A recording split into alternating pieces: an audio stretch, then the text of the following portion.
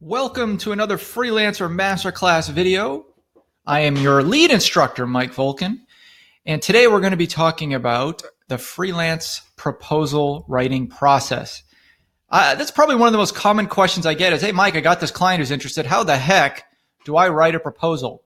Well, what I'm going to do is I'm going to walk you through 7 steps that need to be included in every proposal. Now, this is not the proposal that is in Upwork. So if you get an Upwork client that is interested or that you want to apply for, this isn't the proposal that you send to them. That's just more of a bid letter that says, hey, this is me. I'm interested in the project. Let's set up a call. This is once the client has, or actually a prospect at this point, because they haven't paid for anything, they're a prospect. Once a prospect has come back to you and said, hey, I really like what we said on the discovery call. I want to hire you for this project. Please give me a quote and a timeline. That would be a proposal. So you're going to draw up something for them that would answer all the questions that they have. And I've identified 7 key things that need to be in every proposal so they don't come back to you and with questions, which is unprofessional.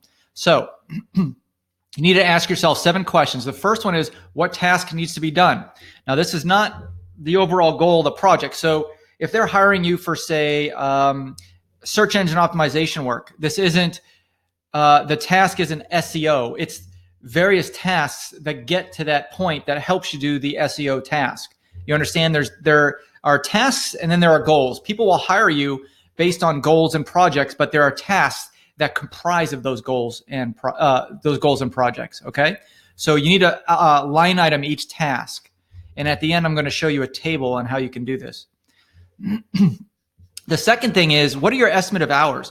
So tell them, even if, let's just say if you're working flat rate per project, you can replace that with what's the estimated flat fee, but what are your estimate of hours to do that particular task? And the reason why I like to line item out each task and the hours is because a lot of times clients always underestimate, not always, many times clients underestimate what it takes to get a task done. They might say, okay, well, put us first in the search engine on Google for rankings. And then you're like, well, it's not that easy. You have to do 50 different things to make that happen. Like, oh, wow.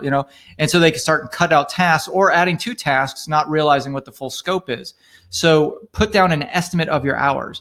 And along those lines, how many days will you need to complete the task? So you might say, well, if it's, for number 2, it might be 8 hours, then the client might assume it can be done in one day because there's 8 hours in a workday, but that's not always the case. You have other clients as a freelancer. So you might be able to do 1 hour here, 2 hours the next day, 4 hours the next day.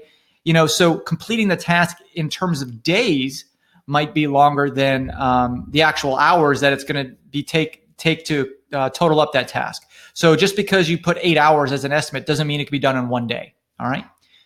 Another question is, what resources do you need to complete the task? Do you need access to a staff member at the company? Do you need access to Google Analytics accounts? Do you need access to their CRM system? What do you need?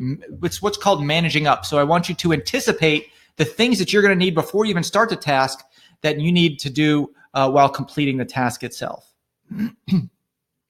And then what is the expected deliverable? So for taking the example of the search engine optimization, is the expected deliverable that you will be getting them a top 10 rating for certain keywords in 3 months? If you're a logo designer, is the deliverable that you're going to be delivering a logo in vector format within 4 days? You have to state what the expected deliverable is. And along those lines, what is the benchmark of success? And this is important, not just for them, but really for you. How do you measure success for this particular task? That way, a client can see at the end of the project, well, he reached all his benchmarks to success. He was supposed to be doing email marketing for me, and the goal was to increase the conversion rates 10%, and now the conversion rates are 12% higher.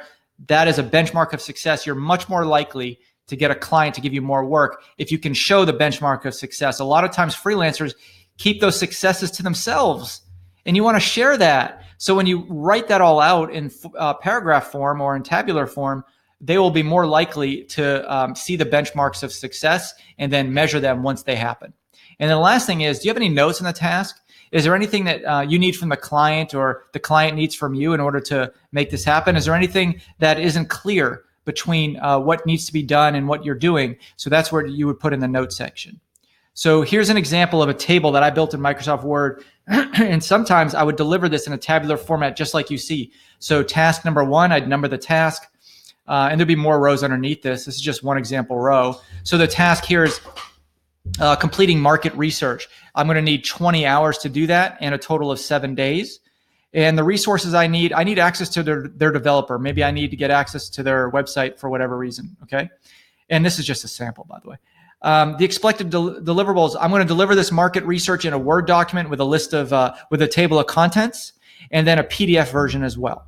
And then the benchmark of success is you're going to know all of your competitors and their pricing and their marketing communication messages. That's how you're going to know if I'm successful. If I can deliver that to all of your major competitors, that information, then that would be considered a success.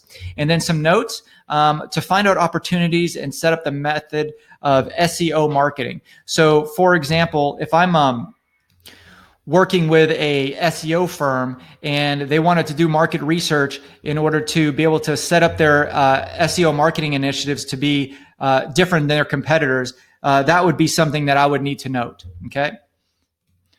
Okay, so I hope these helped, and utilize all 7 of these questions the next time you're writing a proposal to answer all the questions the client or the prospect might have.